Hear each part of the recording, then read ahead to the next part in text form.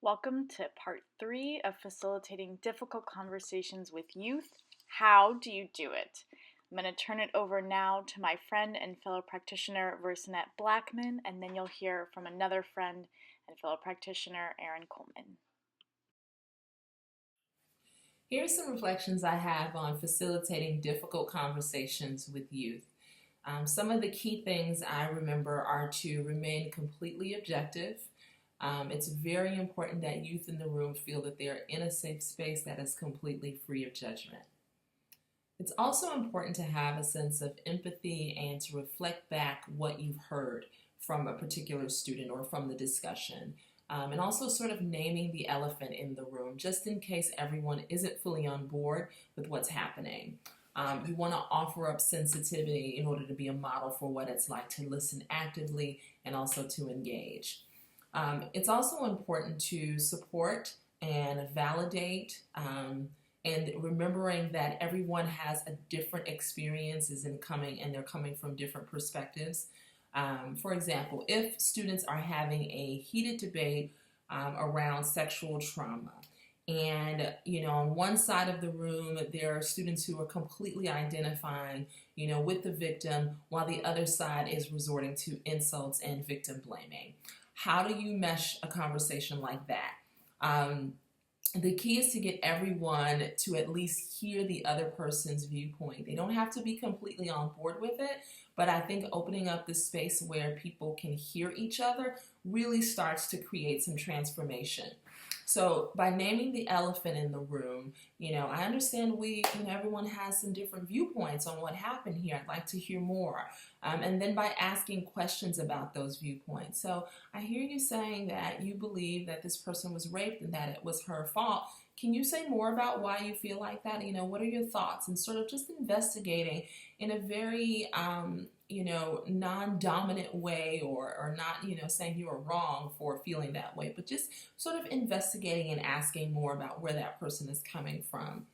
It's also important to enforce safe space rules. So while it's clear that, students are going to agree, they're going to disagree, and that sometimes that can turn into conflict, it's important to enforce some safe space. So it's okay, guys, that you are not agreeing on this particular topic, but let's do so in a manner that is safe and respectful.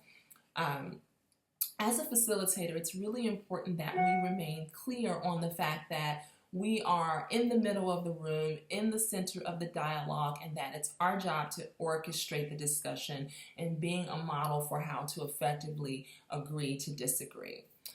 So to recap, listen objectively, offer empathy and support, create a safe space, and hopefully some point of connection will start to happen. Thanks.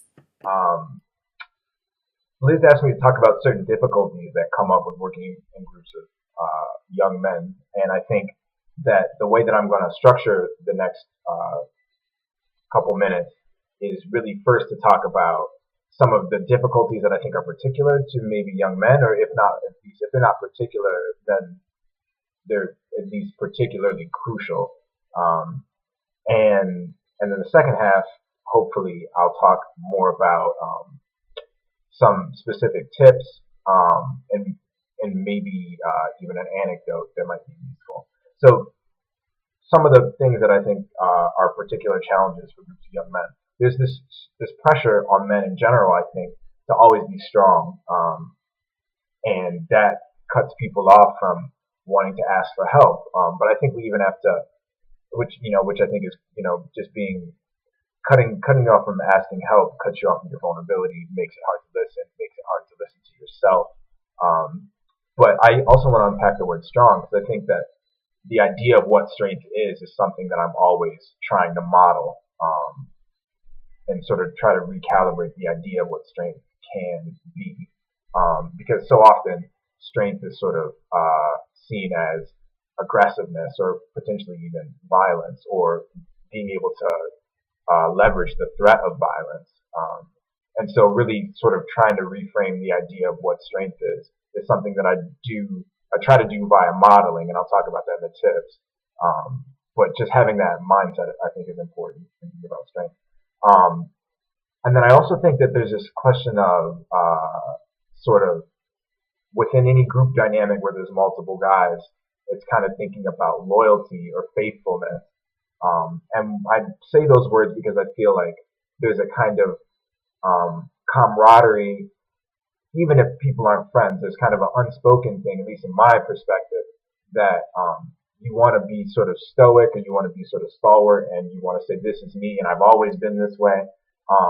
And I think that is sort of aiming for a kind of authenticity, but I think that that sort of idea of authentic is unchanging makes the idea of change hostile, makes the idea of a mistake hostile.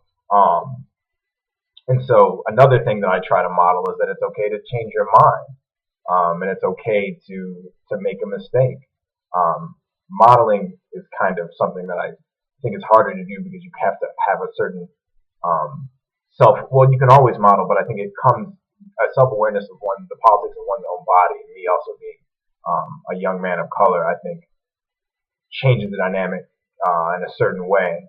But that being said, I still think redefining what strength is and opening up space for the possibility for changes and mistakes is crucial. But here are some more concrete tips. First and foremost, definitely listening. Young men have to feel listened to. They have to be viewed as thoughtful human beings. We often value athleticism or bravado or looks or anything like that. But young men so rarely are seen as thoughtful human beings.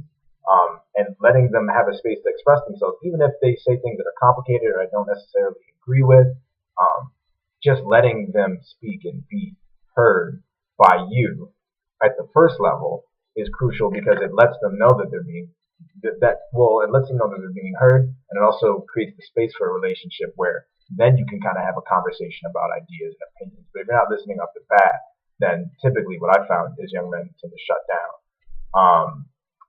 And I think building relationships also in the little intangible, informal moments before there's a big question.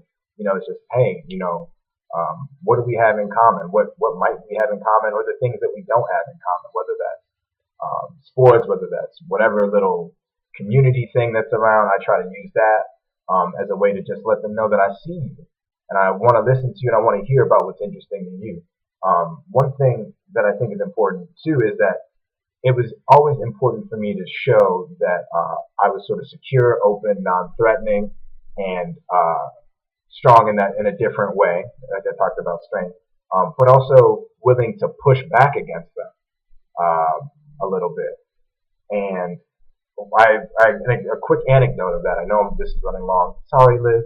I'll wrap it up now. Is a moment where a student said to me, we were talking about something deep, or I was trying to get a conversation started about something deep around masculinity, and he raised his hand and he said, "Why are your pants so tight?"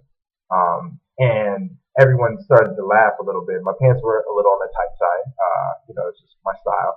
And I laughed with him, and I told him that, and I told him that, where I used to live, and I happened to, at this time I was living in Spain, and I said, where I used to live, that was the style. And we talked about a difference in style. He happened to be Latino, and he said, oh, so you speak Spanish? And the conversation started to go into us talking about speaking Spanish. Then we went that direction, and the pushing back in a non-threatening way let him know that he was being heard, but also that I was going to hold him. I wasn't just, giving him lip service. I was listening to him, and I was going to push back, and I could be strong in a way that was non-threatening, and I could be more of myself. And I feel like the more you can be yourself, the more you can listen, and the more you can model a strength that isn't violent, the better it is.